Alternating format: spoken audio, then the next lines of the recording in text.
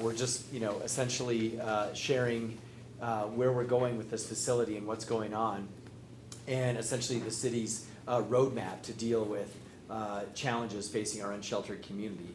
And so I'm going to share some remarks. We're going to share a few visuals, and then we'll hear some details from these two, and then we'll take you on a tour. We'll take a couple of questions after, and then you can certainly do more on the tour and so forth. So to begin with, I want to remind folks, I know some of you have been here for a while, some of you maybe not, but this is of course the old Loveless Hospital. And this hospital in general took care of about 1,000 people a day. And it was a place of hope and healing for our community. That is exactly what our vision is going forward. We want to make sure and provide services for those who need it in their time of need to the tune of about 1,000 folks a day. And so you can extrapolate what that means per year, per month, or whatever. And so we are actually moving rapidly towards that. We are full speed ahead on the Gateway Center, and you're going to hear about all the aspects of that. The other thing that I want to mention is, just like when this was a hospital and there's like surgery ward and radiology and things like this, you're going to see it's very similar. So when we use generic terms like homeless or number of beds or number of clients, we are aggregating all sorts of specialty services. And so we're going to explain that today. That's one of the reasons why we wanted to have some more time together and provide some actual detail on what's going on already here, and also what's in store for the future, because there are a lot of different flavors of services. People need different things, whether it's addiction treatment, whether it's medical respite, whether it's just identification and support getting a job. All of those things and dozens of others are already happening here at the Gateway and are going to happen in the future. So roughly this is about a $500,000 square foot campus. And again, we'll share with you some of the details. We're giving you these slides. As a reminder, the voters approved our purchase of this in, I think it was 2018. And so this is the single largest investment in the unsheltered and in specific types of mental and behavioral health investment that the city of Albuquerque has ever made. So it is massive in terms of its scale. This is also something our city should have done 20 years ago. It would have gone a long way to preventing all the situations we see out on the street. So for us, this is essentially a step change, making us like any other major metropolitan area in America has facilities like this. Albuquerque does not. And so that's what we're building here at the Gateway. Now, we're going to go through some of what this actually looks like, but I think I would just add one other piece to this. Look, this is a part of a dispersed model. So we know we have our West Side shelter. We know that the city funds dozens of shelters, whether it's HopeWorks or whether it's the Albuquerque Opportunity Center, whether it's the Barrett House. Our city budget is filled with contracts for homeless housing and social service providers. But the challenge at the front end has always been the same. And this has been the same since we sort of grew up in the modern era as a city. And it's been the same challenge that I've been articulating for years. And it's the same challenge that this facility is finally going to fix. And it's going to do it next year, as soon as 2023. So with that, let's go into exactly what that is. So here's the situation as like an individual. This is essentially how the Gateway Center is going to function. And the most important part initially is, of course, like literally you have to think about where people go. And so we have to have a first responder drop-off that is 24/7. Now, this has been something, again, this is in some ways old news, but in many ways it's new news. So in the context of things like, what's the plan for this and this and that? This is the plan. This has been the plan for years. We just have to get it done, and we need the community's support to do that. So the key piece of any plan is, where can you take someone, or where can somebody go that is open 24/7? Right now in Albuquerque, there is nowhere. There has never been anywhere in Albuquerque that is full service 24/7. They're closed on the weekend, they're closed on Tuesdays, or you can't physically get there. Like even our West Side shelter, we have a shuttle that takes you there, but there's no public transit available and so forth. So this is something that Albuquerque has needed for decades and that we have to have. So what are the alternatives? Sleeping on the street, getting taken to the ER, or getting taken to jail. And obviously none of those alternatives are something that we should be proud of. And so we have to have this. The other piece of this is no barrier. So the other issue with all of these shelters that we provide, and this is also why people are on the street, why they say they don't want to go to a shelter, it's because they're addicted, or it's because they're not sober, or it's because they have gaping wounds that need attention and no one will take them because they don't have medical services. There are dozens of reasons why people are screened out from shelters. This is what our city has to provide. This is what our community has to have to make any change, material change in what's going on in our streets today. So we're going to have that. And then you're essentially going to be going into that sort of gateway and then sorted out into what your particular needs are. So for some folks, we're going to be able to get you to other shelters. We're going to be able to send you to the Baird House. We're going to send you to Heading Home. We're going to be able to give you to different places, even like the Care Campus that the county operates. And so again, we're going to have a physical place where you can be, where then we can transport you to longer term help or to housing. So that's one sort of path. Another path is you're going to stay here for a while. And when we say a while, what that usually means is days or weeks. It's typically not any longer than that because we want you to eventually be in some sort of housing or at a shelter run by one of our many awesome providers. But the idea is you might have to sober up first. You might have to get some addiction treatment. You might need medical help. You also might need issues psychologically with respect to dealing with trauma, especially if you're a victim of violent crime. So that's what you see here. You also just might need a job. You might need identification. We're going to provide all that here on campus. And so we have our engagement center, medical respite, medical sobering. And again, the key is medical. These are services that are not widely available in Albuquerque right now. This is a huge issue. And this isn't also, when I say us, this is UNM, this is the county, this is a bunch of other providers that we're going to talk about here. So the people doing the work is wide-ranging and truly a community effort. What the city's doing is putting these pieces together in a way that actually works and creates a network. But as mentioned here, that network also might include, this is just meant to be the hub, and there could be other areas where people go. For example, a youth shelter. We know we're going to be building a youth shelter in the upcoming years. We also know we have existing youth shelters not too far from here that we can take people to. So anyway, you can see sort of that vision here. And then, of course, there's behavioral health services from Turquoise Lodge and Haven, others that are here. What we're doing is we're getting them ready so that those services are effective. And we're also physically getting them access. That's what is so important about this drop-off and about having a place in this area where people can have a few days to get the help they need. And again, that's what's missing right now in the entire state, actually. Well, maybe not Las Cruces, but in central New Mexico. Okay, so let me share with you one other piece. So where are we now is the other thing that we wanted to update you on. So number one is that 30% of this facility is already in use. And that actually represents about 400 beds. And almost thousands of clients a day are already using this. This is a major myth that somehow seems to be out there that somehow like this building is not already being used. And it's being used by all these individuals. There already is substance abuse here. And it's expanding. There already is in-home medical care. There already is job training. You can see this is a state agencies already here. Turquoise Lodge is a state agency. We already have a mix of governments providing services here. We've worked hard to do that. And we also know that some of our city relevant services are now located here too.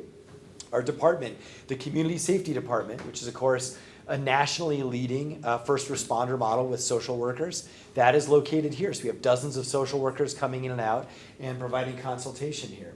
We also do run some of our homeless outreach and so forth out of here. And then our violence intervention program. You see your VIP Trauma Recovery Center. This is where victims come when they've been, or their family members have been violently attacked. Often, sometimes their family members have been murdered. This is where we're using all of those tools that we've been talking about in other venues known as VIP. And this is also now going to be a statewide program, so that'll be housed here as well. So as you can see, when you add this up, so 40% of this building is already in use. And it is helping hundreds of people every single day, thousands of people a month, in a week, actually, was the way that math works. So we want to talk about, though, what's next. So we're saving about 20% for service providers who we need to come here, again, to be part of that gateway setup to provide people and get people the help that they need. And so that's what 20% of the space is for. And then 40% is basically under construction. And it's going to be done in 2023. And so if you go back just one slide here, I want to share with you all of these items here, all of these services. This represents almost 400 more either beds or patients, however you want to look at it, because not everyone spends the night, per day that we're going to be able to help just next year. That's how hard we've been working on this. So we're about $20 million worth of investment into this facility that is going to result in getting it back to that original model where thousands of people are getting help right here. So with that, we're going to share a little more details on what's coming in 2023. So I hand it over. Great. So I'm going to share a little bit about the services that we're going to be seeing today. And these are really the key ones that we have overnight beds here. We're going to have the engagement center, the first responder drop-off, medical sobering, and medical respite. And we'll get into the details a little bit more about what those are as we're on the tour. Great. So really what we want to show you today is how we will be offering services thousands of times per year here at the Gateway, serving hundreds of people. And really what we have here are about 1,000 rooms is this whole facility, and those could be offices, they could be medical rooms, and we're at about 500 of those are in operation. And that includes our tenants who operate offices and also medical beds. Also city offices, so ACS, our Family Community Services team that is right here. We operate about 100 offices, occupy about 100 offices in this building. And the way that we are planning to open the Gateway is in phases. So in the first phase that is completing here in FY23 is we plan to open about 100 beds. And we'll get into that breakdown a little bit more in the second chart.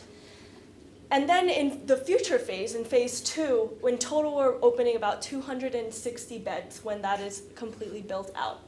And so in total what we will have in the next coming years are about 860 beds or offices here in operation out of those 1,000.